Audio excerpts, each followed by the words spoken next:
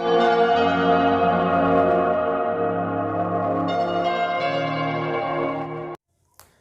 many of our friends are saying like this, "Sir, we know vocabulary, we know grammar, we know structure, we know everything in English, but we can't speak in English." Do you know the reason? Something is lagging behind them to speak in English. One of the important reasons is fear of making mistakes. ಸಾಕಷ್ಟು ಜನ ಹೇಳ್ತಾ ಇದ್ದಾರೆ, ನನಗೆಲ್ಲ ಗೊತ್ತು ಇಂಗ್ಲೀಷಲ್ಲಿ, ನನಗೆ grammar ಗೊತ್ತು, ನನಗೆ ವೊಕ್ಯಾಬ್ಯುಲರಿ ಗೊತ್ತು, ಎಲ್ಲ ಗೊತ್ತು, ಆದರೆ ಇಂಗ್ಲೀಷಲ್ಲಿ ಮಾತಾಡಲಿಕ್ಕೆ ಸಾಧ್ಯ ಆಗ್ತಾ ಇಲ್ಲ. ಸಾಕಷ್ಟು ಕಾರಣಗಳಿವೆ. ಅದರಲ್ಲಿ ಇಂಪಾರ್ಟೆಂಟ್ ಆಗಿರ್ತಕ್ಕಂಥ ಕಾರಣ ಏನು ಅಂತಂದರೆ ಭಯ. ಇಲ್ಲಿ ನಾವು ತಪ್ಪು ಮಾತಾಡ್ತಿದ್ದೀವೋ, ಇಲ್ಲಿ ನಾವು ತಪ್ಪು ಮಾಡಿದರೆ ಬೇರೆ ಏನಾದರೂ ಅನ್ಕೊತಾರೋ ಅಂತೇಳಿ ಇರ್ತಕ್ಕಂತಹ ಭಯ. ನಿಮ್ಮ ಮೈಂಡಿಂದ ಆ ಭಯವನ್ನು ದೂರ ಮಾಡಬೇಕು ಅಂತಂದರೆ you have to remember these 5 points. Point number 1, you can't learn the language without speaking it. ನೀವು ಆ ಭಾಷೆಯನ್ನು ಕಲಿಬೇಕು ಅಂತಂದರೆ, ಯಾವುದೇ ಭಾಷೆ ಆಗಿರ್ಬೋದು, ಅದನ್ನು ಮಾತಾಡೋದ್ರ ಮುಖಾಂತರನೇ ಕಲಿಬೇಕು. You can learn by speaking only. So ಮಾತಾಡೋದು ಇಂಪಾರ್ಟೆಂಟು, ಅದು ತಪ್ಪಾಗಿದ್ರೂ ಕೂಡ. Second one is mistakes are the part of learning journey. ತಪ್ಪುಗಳು ಕಲಿಕೆಯ ಭಾಗಗಳು. ತಪ್ಪುಗಳಿಂದಲೇ ನಾವು ಕಲೀಲಿಕ್ಕೆ ಸಾಧ್ಯ ಇರುತ್ತೆ. ತಪ್ಪುಗಳನ್ನು ಮಾಡದೆ ಯಾರೂ ಕಲೀಲಿಕ್ಕೆ ಸಾಧ್ಯನೇ ಇಲ್ಲ. ಈವನ್ ದೊಡ್ಡ ದೊಡ್ಡ ಪ್ರೊಫೆಸರ್ಸು ಕೂಡ ತಪ್ಪುಗಳನ್ನು ಮಾಡ್ತಾನೆ ಕಲ್ತಿರ್ತಾರೆ. Point number 3, don't think about others. Your aim is to learn English and their aim is something else. ನೀವು ಬೇರೆಯವರು ಏನಾದರೂ ಅಂದ್ಕೊಳ್ತಾರೋ ಅಂತಕ್ಕಂಥ ಭಯ ಮೊದಲು ಮೈಂಡಿಂದ ತೆಗಿಬೇಕು. ದ ನೆಕ್ಸ್ಟ್ ಒನ್ ಈಸ್, ನಾವು ನಮಗೆ ಗೊತ್ತಿರ್ತಕ್ಕಂಥ ಅಂಶಗಳಿಂದಲೇ ಇಂಗ್ಲೀಷನ್ನು ಮಾತಾಡಲಿಕ್ಕೆ ಸ್ಟಾರ್ಟ್ ಮಾಡಬೇಕು. Remember, broken English is the first step to spoken English. And the last one is, butler English is the first step of better English. ನಿಮಗೆ ಗೊತ್ತಿರ್ತಕ್ಕಂಥ ಬಟರ್ ಇಂಗ್ಲೀಷ್ ಆಗಿರ್ಬೋದು, broken English ಆಗಿರ್ಬೋದು, ಅದು ಯಾವುದೇ ಇರಲಿ, ಮೊದಲು ಮಾತಾಡೋದನ್ನು ಸ್ಟಾರ್ಟ್ ಮಾಡಿ. ಯಾವಾಗ ಮಾಡಬೇಕು? ಎಲ್ಲ ಕಲ್ತ ಮೇಲೆ, ಪರ್ಫೆಕ್ಟ್ ಆದಮೇಲೆ ಮಾಡಬೇಕು ಅನ್ನೋದನ್ನು ಮೈಂಡಿಂದ ತೆಗೆದುಹಾಕಿ, ನಿಮಗೆ ಗೊತ್ತಿರ್ತಕ್ಕಂಥ ಇಂಗ್ಲೀಷನ್ನು ಇವತ್ತಿಂದಲೇ, ಈಗಲಿಂದಲೇ, ಈ ಕ್ಷಣದಿಂದಲೇ ಮಾತಾಡೋದನ್ನು ಪ್ರಾರಂಭ ಮಾಡಿ. Don't think about others. Let's do some mistakes. You can learn from that. ಇಂತಹ ಇಂಟ್ರೆಸ್ಟಿಂಗ್ ಪಾಯಿಂಟ್ಸ್ ಜೊತೆಗೆ ಕನ್ನಡದಿಂದ ಇಂಗ್ಲೀಷನ್ನು ಗ್ರಾಮರ್ ಇಲ್ಲದೆ ಸುಲಭವಾಗಿ ಕಲೀಲಿಕ್ಕೆ ಇಂಗ್ಲಿಷ್ ಎಲಿಮೆಂಟ್ಸ್ ನಮ್ಮ ಚಾನಲನ್ನು ಸಬ್ಸ್ಕ್ರೈಬ್ ಮಾಡಿ. ಹಾಗೆಯೇ ಪಕ್ಕದಲ್ಲಿರ್ತಕ್ಕಂಥ ಬೆಲ್ ಐಕಾನ್, ಇದನ್ನು ಆ್ಯಕ್ಟಿವೇಟ್ ಮಾಡೋದು ಬಹಳ ಇಂಪಾರ್ಟೆಂಟು. ನೀವು ಆ್ಯಕ್ಟಿವೇಟ್ ಮಾಡಿದರೆ ಮಾತ್ರ ನಮ್ಮ ಎಲ್ಲ ಹೊಸ ವಿಡಿಯೋಗಳು ನಿಮಗೆ ನೇರವಾಗಿ ಸಿಗ್ತವೆ. ವಿಡಿಯೋ ನೋಡಿ, ನೋಟ್ಸ್ ಮಾಡಿ, ಮಾತಾಡಿ, ಸುಲಭವಾಗಿ ಕನ್ನಡದಿಂದ ಇಂಗ್ಲೀಷನ್ನು ಕಲೀರಿ. And I wish you all the best. Let's start the English journey. Welcome to English elements. Today we are going to learn daily used spoken English words. ನಾವು ಸಣ್ಣ ಸಣ್ಣ ಪದಗಳಿಂದಲೇ ಇಂಗ್ಲೀಷನ್ನು ಮಾತಾಡಲಿಕ್ಕೆ ಪ್ರಾರಂಭ ಮಾಡೋಣ. ಆ ಇಂಗ್ಲೀಷನ್ನು ಮಾತಾಡಲಿಕ್ಕೆ ಯೂಸ್ ಆಗ್ತಕ್ಕಂತಹ 40 ಇಂಪಾರ್ಟೆಂಟ್ ವರ್ಡ್ಸ್, ದಿನಾಲೂ ಬಳಕೆ ಮಾಡ್ತಕ್ಕಂತಹ ಇಂಪಾರ್ಟೆಂಟ್ ವರ್ಡ್ಸನ್ನು ನಾವಿಲ್ಲಿ ಕಲಿತಾ ಇದ್ದೇವೆ. ಈ ಪದಗಳೆಲ್ಲವನ್ನು ನಾವು ನೋಟ್ಸ್ ಮಾಡಿಕೊಳ್ಳಿ, ಸಮಯಕ್ಕೆ ತಕ್ಕಂತೆ ಮಾತಾಡಿ.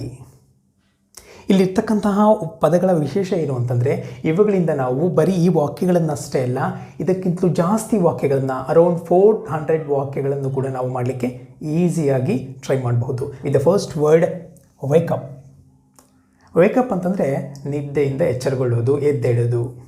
Wake up early in the morning. ಬೆಳಿಗ್ಗೆ ಬೇಗನೆ ಎದ್ದೇಳಿ ಅಂತ ಹೇಳ್ಬೇಕಂದ್ರೆ wake up early in the morning.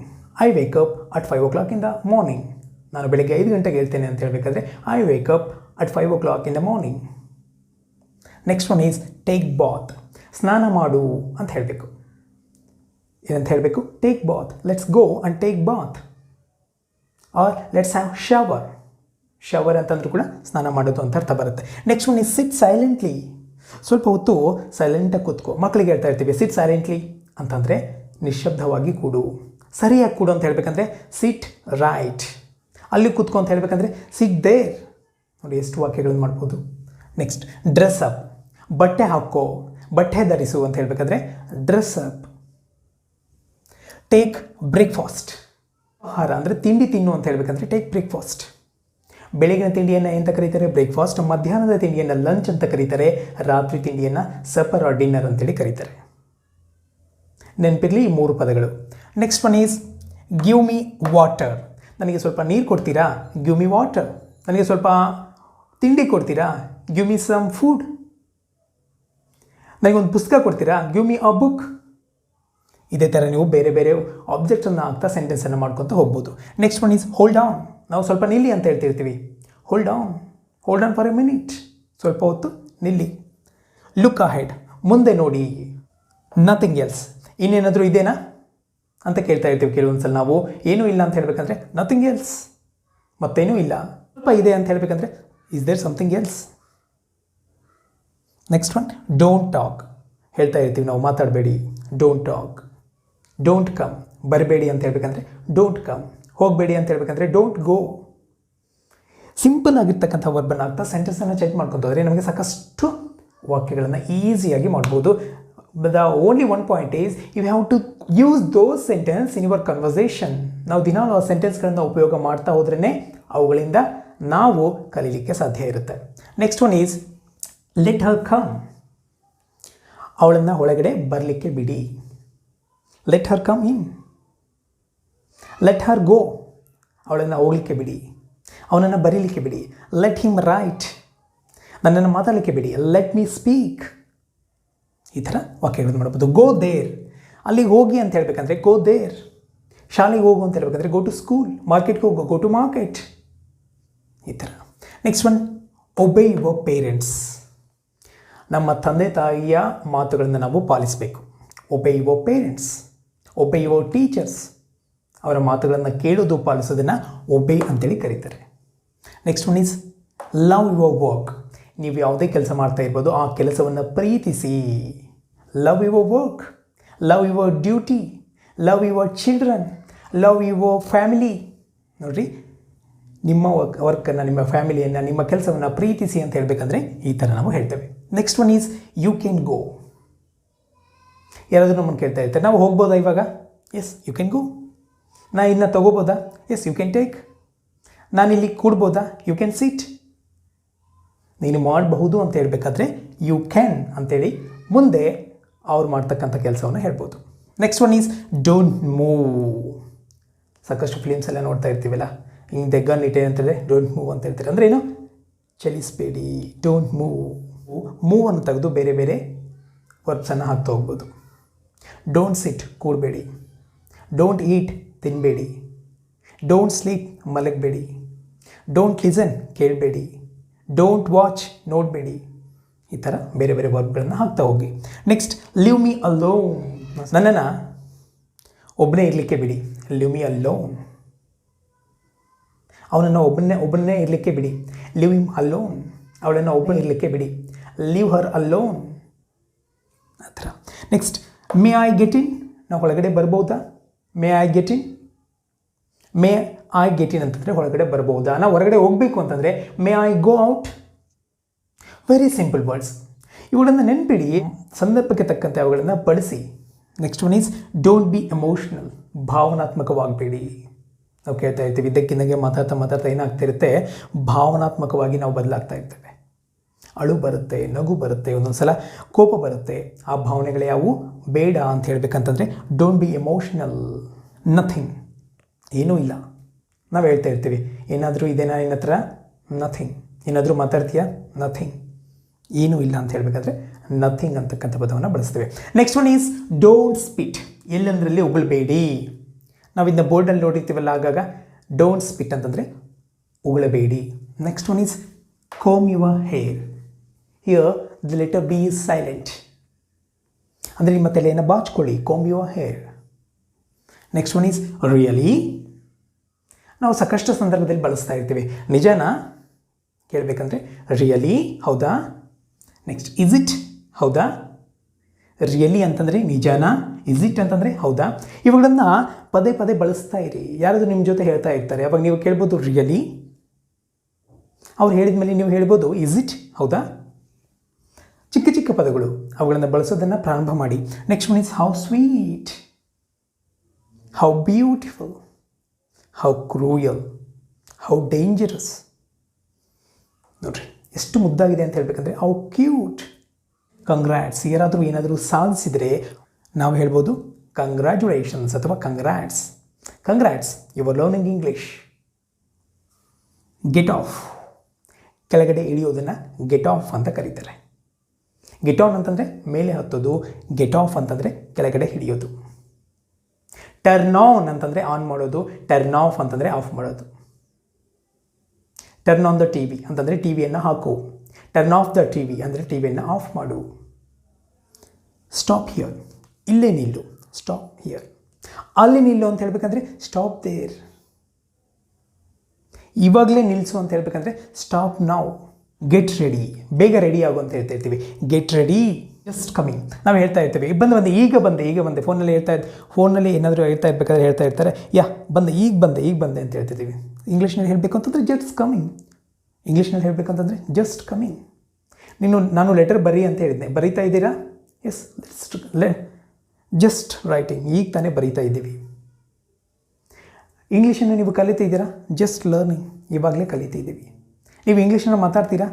Just speaking, ಈಗ ತಾನೇ ಮಾತಾಡ್ತಾ ಇದ್ದೀವಿ. Next one is not a bit, ಕೊಂಚವೂ ಇಲ್ಲ.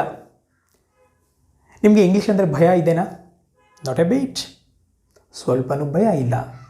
ನಾಟ್ ಎ ಬಿಟ್ ಅಂದರೆ ಕೊಂಚವೂ ಇಲ್ಲ. Next one is anything else, ಮತ್ತೇನಾದರೂ ಇದೆನಾ? ಎನಿಥಿಂಗ್ ಎಲ್ಸ್ ಮತ್ತೇನಾದರೂ, ಬೇರೆ ಏನಾದರೂ ಅಂತ ಅರ್ಥವನ್ನು ಕೊಡುತ್ತೆ. Next one is who shed, ಯಾರು ಹೇಳಿದರು? ಯಾರು ಹೊರಗಡೆ ಹೋದರು ಅಂತ ಕೇಳಬೇಕಂದ್ರೆ ಹೂ ವೆಂಟ್. ಯಾರು ಬಂದರು ಅಂತ ಕೇಳಬೇಕಂದ್ರೆ who came. Very simple. Come to the point, ಅದೆಲ್ಲ ಬೇಡ, ಮೊದಲು ಮುಖ್ಯವಾದ ವಿಷಯಕ್ಕೆ ಬನ್ನಿ ಅಂತ ಹೇಳ್ತಾ ಇರ್ತೀವಿ. ಇಂಗ್ಲೀಷ್ನ ಹೇಳಬೇಕಂತಂದರೆ come to the point first. What is this? Very simple. What is this? ನಮ್ಮ ಹತ್ರ ಇರ್ತಕ್ಕಂತಹ ಯಾವುದೇ ವಸ್ತುವನ್ನು ತೋರಿಸಿ ಕೇಳ್ಬೋದು, ವಾಟ್ ಈಸ್ ದಿಸ್? ಅವರು ಯಾರು ಅಂತ ಕೇಳಬೇಕಂದ್ರೆ ಹೂ ಈಸ್ ಹಿ. ಆಕೆ ಯಾರು? Who is she. ಅದು ಏನು? What is that? ಇವು ಏನು? What are these? ಅವು ಏನು? What are those? ಎಷ್ಟು ಸೆಂಟೆನ್ಸನ್ನು ಮಾಡ್ಬೋದು. ನೆಕ್ಸ್ಟ್, ವೈ ನಾಟ್, ಯಾಕಿಲ್ಲ? Sir, I came from Kannada medium, I don't know how to speak in English, can I speak in English? Why not? ಇಂಗ್ಲೀಷ್ನಲ್ಲಿ ಮಾತಾಡಲಿಕ್ಕೆ ಸಾಧ್ಯನಾ? ವೈ ನಾಟ್, ಯಾಕಿಲ್ಲ? ಯಾಕಿಲ್ಲ ಅಂತ ಹೇಳಬೇಕಾದ್ರೆ ವೈ ನಾಟನ್ನು ಯೂಸ್ ಮಾಡ್ತೇವೆ. Next one is once more, ಮತ್ತೊಂದು ಬಾರಿ, ಮತ್ತೊಂದು ಸಲ ಅಂತ ಹೇಳಬೇಕಂದ್ರೆ once more. Did you get this point? No sir, please tell me once more. ಮತ್ತೊಂದು ಸಲ ಹೇಳ್ರಿ ಅಂತ ಹೇಳಬೇಕಂದ್ರೆ ಒನ್ಸ್ ಮೋರ್, ಮತ್ತೊಂದು ಬಾರಿ. All the night, the dog is barking all the night. ನಾಯಿ ರಾತ್ರಿ ಎಲ್ಲ ಬೊಗಳುತ್ತಾನೆ ಇತ್ತು. ರಾತ್ರಿ ಎಲ್ಲ ಅಂತ ಹೇಳಬೇಕಂತಂದರೆ ಆಲ್ ದ ನೈಟ್. ದಿನಪೂರ್ತಿ ಅಂತ ಹೇಳಬೇಕಂದ್ರೆ all the day. I have been learning English all the day. Next, everything is here, ಎಲ್ಲವೂ ಇಲ್ಲಿದೆ ಅಂತ ಹೇಳಬೇಕಂದ್ರೆ ಎವ್ರಿಥಿಂಗ್ ಈಸ್ ಹಿಯರ್. ಎಲ್ಲವೂ ಅಲ್ಲಿದೆ ಅಂತ ಹೇಳಬೇಕಂದ್ರೆ ಎವ್ರಿಥಿಂಗ್ ಈಸ್ ದೇರ್. ಅಲ್ಲೇನೂ ಇಲ್ಲ ಅಂತ ಹೇಳಬೇಕಂತಂದರೆ ನಥಿಂಗ್ ಈಸ್ ದೇರ್. ಇಲ್ಲೇನೂ ಇಲ್ಲ ಅಂತ ಹೇಳಬೇಕಂದ್ರೆ nothing is here. So very simple. Next one is it's enough, ಇಷ್ಟು ಸಾಕು. ಈ ಎಲ್ಲ ಪದಗಳನ್ನು ಬರ್ಕೊಳ್ಳಿ, ಬಳಕೆ ಮಾಡಿ. ಜೊತೆಗೆ ಇಂತಹ ಸಾಕಷ್ಟು ಸೆಂಟೆನ್ಸನ್ನು ಯಾವ ರೀತಿ ಮಾಡ್ಬೋದು ಒಂದು ಸೆಂಟೆನ್ಸಿಂದ ಅಂತ ಹೇಳಿದೆ, ಅವುಗಳನ್ನ ಬಳಸಲಿಕ್ಕೆ ಟ್ರೈ ಮಾಡಿ. ಇವಾಗಲೇ ನಿಮಗೆ ಗೊತ್ತಿರ್ತಕ್ಕಂಥ ಇಂಗ್ಲೀಷನ್ನು ಮಾತಾಡಲಿಕ್ಕೆ ಶುರು ಮಾಡಿ. ಆ್ಯಸ್ ಯೂಸ್ವಲ್ ಇವತ್ತಿನ ವಿಡಿಯೋ ಮುಗಿಸೋಕ್ಕೂ ಮುಂಚೆ ನಿಮಗೊಂದು ಇಂಟ್ರೆಸ್ಟಿಂಗ್ ಪಾಯಿಂಟನ್ನು ಹೇಳ್ತಾ ಇದ್ದೀನಿ. Look at this word. This word is swims, ಅಂದರೆ ಈಜುವುದು. Do you know what special about this word? ಈ ಪದವನ್ನು ನಾವು ತಲೆ ಕೆಳಗಾಗಿ ಮಾಡಿದರೂ ಕೂಡ ಅದೇ ಈ ಪದ ಬರುತ್ತೆ. That is the speciality of this word, swims. In English this is the only word of this kind. ಇವತ್ತಿನ ಕ್ಲಾಸ್ ಹೇಗಿತ್ತು? ಇವುಗಳಲ್ಲಿ ನಿಮಗೆ ಇಷ್ಟವಾಗಿರ್ತಕ್ಕಂತಹ ವರ್ಡ್ ಯಾವುದು? ಕಾಮೆಂಟ್ ಮಾಡಿ. ನೀವು ನಮ್ಮ ಚಾನಲನ್ನು ಯೂಟ್ಯೂಬ್ನಲ್ಲಿ ಸರ್ಚ್ ಮಾಡಬೇಕು ಅಂತಂದರೆ #English Elements ಅಂತೇಳಿ ಟೈಪ್ ಮಾಡಿ, ಚಾನಲನ್ನು ಸಬ್ಸ್ಕ್ರೈಬ್ ಮಾಡಿ. ಈ ವಿಡಿಯೋ ನಿಮಗೆ ಇಷ್ಟ ಆದರೆ, ಉಪಯುಕ್ತ ಅನಿಸಿದರೆ ಮಾತ್ರ ಲೈಕ್ ಮಾಡಿ, ಬೇರೆಯವ್ರಿಗೂ ಶೇರ್ ಮಾಡಿ. Bye for now. Thanks for watching and I wish you happy learning.